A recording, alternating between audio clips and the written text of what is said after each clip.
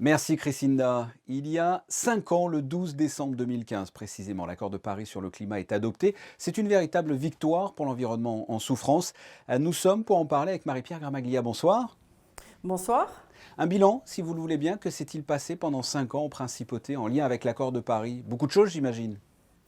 Oui, effectivement, beaucoup de choses. D'abord, il faut se rappeler que c'était un instant historique, Oui, cet accord de 2015, oui, oui. lorsque Laurent Fabius a donné son fameux coup de marteau. 195 pays Mhm. avaient signé pour cet accord. C'est vraiment un moment historique et très, très empreint d'émotion. Absolument, ouais, on se rappelle effectivement l'émotion de Laurent Fabius à l'époque. En principauté, beaucoup d'actions.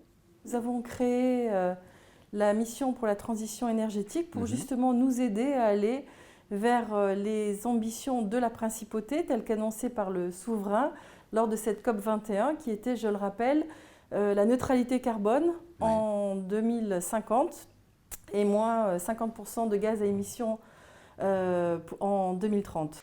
Selon vous, la crise sanitaire, c'est un frein aux accords de Paris ou au contraire, les confinements appliqués dans certains pays à travers le monde sont un coup d'accélérateur? C'est un frein ou ça accélère au contraire cette crise sanitaire?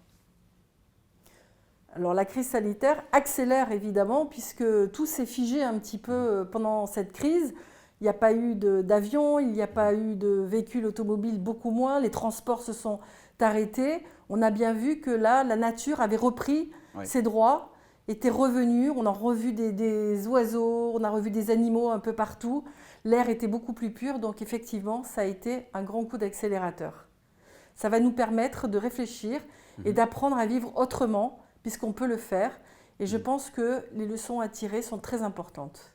Pour parler d'autres pays, on connaissait les affinités pour les accords de Paris de Donald Trump, c'est ironique évidemment. En revanche, le futur président des États-Unis, Joe Biden, a annoncé que sa priorité serait dès janvier de ratifier cet accord. Votre réaction par rapport à cette annonce? Ben, c'est un très grand Mhm, moment, on l'attendait, hein, car c'était catastrophique que les États-Unis se retirent de cet accord. mhm. Et donc le fait que les États-Unis maintenant vont de nouveau intégrer l'accord, c'est un grand moment pour tout le monde.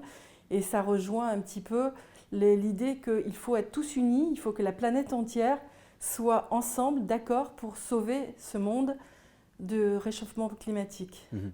Et pour fêter justement ces 5 ans, il y a eu le sommet sur l'ambition climatique. Le prince était présent virtuellement. 75 chefs d'État ont souhaité prendre la parole et le prince souverain a rappelé qu'il fallait faire des efforts plus importants Mhm, pour arriver à la neutralité carbone en 2050. Il a confirmé les ambitions de la principauté pour cette neutralité carbone en 2050 mhm. et il a rehaussé l'étape intermédiaire qui consiste à atteindre 55% de réduction de gaz à effet de serre en 2030 par rapport aux 50% qui avaient été annoncés lors de la COP 21. Et justement, ça se concrétise comment? La suite pour Monaco, comment peut-on atteindre ces objectifs? Alors comment atteindre ces objectifs? Ce sont toutes les mesures qui ont déjà été mises en Oui. œuvre par la principauté de Monaco en matière de mobilité, Mhm, en matière d'énergie dans les bâtiments et en matière de déchets. Il faut juste accentuer les efforts qui ont déjà été entrepris. Nous avons créé des subventions supplémentaires en matière de mobilité, des subventions pour l'acquisition des véhicules électriques. Les recharges ont été mhm, multipliées en principauté de Monaco, que ce soit à l'intérieur des parkings, que ce soit en surface. Nous avons également multiplié les stations de Monabike mhm.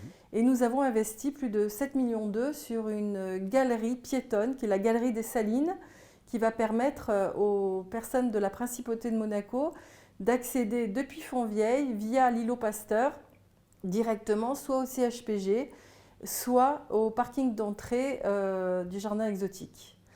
Des mesures également en faveur de la réduction des déchets, notamment des déchets plastiques. On sait qu'actuellement, 11% de l'intégralité des déchets de la principauté sont faits de déchets plastiques et ça représente 80% des émissions de gaz à effet de serre.